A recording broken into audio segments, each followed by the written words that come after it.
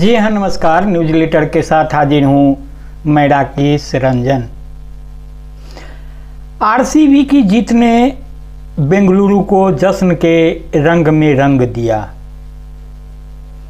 IPL में royal challenger Bengaluru की ऐतिहासिक जीत ने जहां करोड़ों फैंस को खुश किया, वहीं बेंगलुरु में जश्न मातम में बदल गया। इस घटना ने सिर्फ बेंगलुरु को ही नहीं, पूरे देश को झकझोर दिया। मौतों के आंकड़े की बात करेंगे तो 13 लोगों की जान जाने की बात कही जा रही है। 3 दर्जन के करीब घायल बताए जा रहे हैं।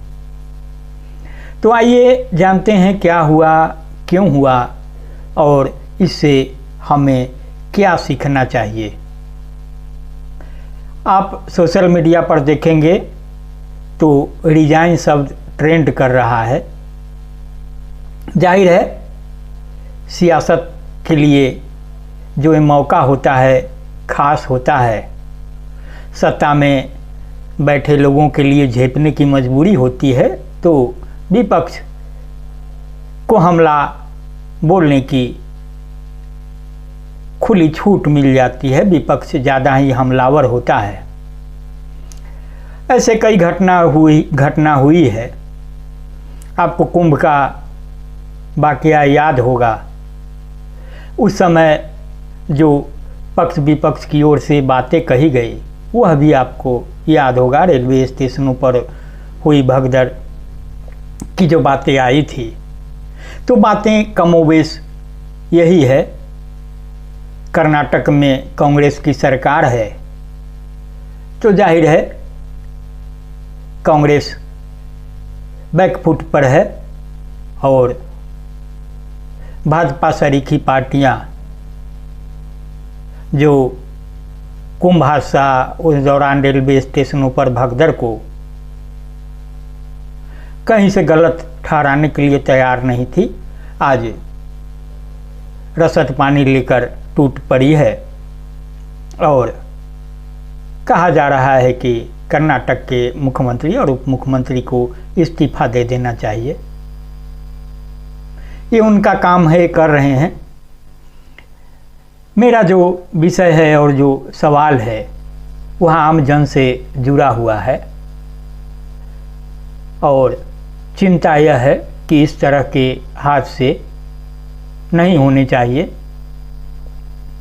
तो बेंगलुरु के एम चिन्नास्वामी स्टेडियम में आरसीबी की ऐतिहासिक जीत को लेकर जश्न का मौका था।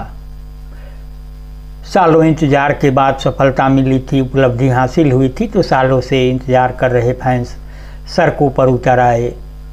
लोग खुशी से झूम रहे थे, जश्न मना रहे थे, लेकिन कुछ ही मिनटों में सब कुछ बदल गया। स्टेडियम के बाहर अचानक भीड़ बढ़ गई। कुछ लोगों ने अंदर घुसने की कोशिश की। जैसा कि कहा जा रहा है, किसी ने डर की आवाज़ लगाई, भागो, और फिर भगदड़ मच गई। देखते ही देखते लोग एक दूसरे पर चढ़ते गए और गिरते गए, और जो देखते ही देखते मौतों का सिलसिला था वो आगे बढ़ता चला गया। संख्या जैसा कि मैंने बताया है, कम ज़्यादा तो होगा, जो मुकम्मल आंकड़ा सामने आएगा।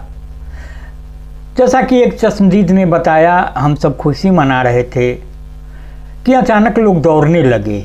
मैं गिर गया, मेरे ऊपर पैर ही पैर थे, बस चीखें सुनाई दे रही थी। कोई कुछ समझ नहीं पा रहा था। जाहिर है प्रतिक्रिया आई है। प्रधानमंत्री नरेंद्र मोदी ने भी गहरा दुख जताया है। कर्नाटक सरकार की बात है तो मुख्यमंत्री सिद्धारमैया ने मृतकों के परिवार को 10 लाख रुपए देने की घोषणा की है। घायलों का इलाज सरकार की ओर से किया जा रहा है। मजिस्ट्रेसी जांच के आदेश भी दिए गए हैं। एक बार फिर से घटनाक्रम पर गौर करेंगे तो बेंगलुरु में बुधवार को रॉयल चैलेंजर्स बेंगलुरु यानी आरसीबी की विक्ट्री परेड में भगदड़ मच गई। कर्नाटक के मुख्यमंत्री सिद्धारमैया ने कहा कि भगदड़ के दौरान 11 लोग मारे गए हैं, 33 लोग घायल हुए हैं जो खतरे से बाहर हैं। जैसा कि मुख्यमंत्री ने कहा कि विधानसभा में जब आरसीबी की टीम पहुंची तो विधानसभा के बाहर 1 लाख लोग जमा थे। जश्न विधानसभा में हो रहा था, लेकिन भगदड़ चिन्नास्वामी स्टेडियम के बाहर हुई। स्टेडियम के बाहर 3 लाख लोग जमा थे। हमें इतनी भीड़ की उम्मीद नहीं थी, किसी ने इसकी उम्मीद नहीं की थी, हम इसके लिए तैयार नहीं थे। हादसे ने जीत की खुशी को मिटा दिया। सीएम हम भी कहते सुने गए और जैसा कि उन्होंने बताया कि भीड़ ने स्टेडियम का गेट तोड़ दिया।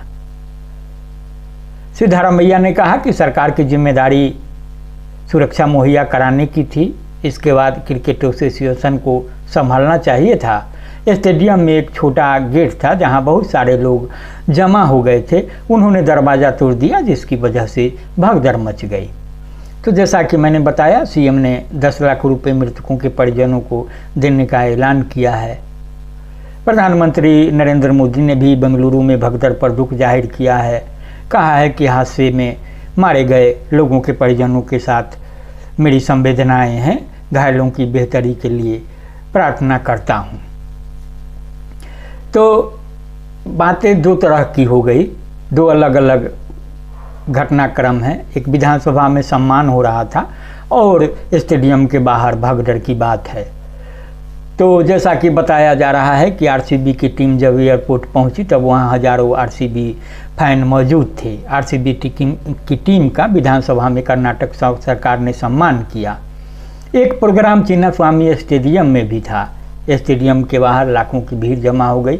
जाहिर है मौका था प्रशंसकों के लिए, तो भीड़ को संभालने के लिए पुलिस ने हल्का बल प्रयोग भी किया। भीड़ के चलते एक बच्चा बेहोश हो गया था। तो आपको यह भी पता ही है कि आरसीबी के आईपीएल चैंपियन बनने पर बेंगलुरु में जश्न मनाया जा रहा था। आरसीबी ने एक दिन पहले मंगलवार को आईपीएल में अपना पहला टाइटल जीता था। टीम ने पंजाब किंग्स को 6 रन से हराया था। इसी के साथ 18वें सीजन में आईपीएल को 8वां चैंपियन मिला।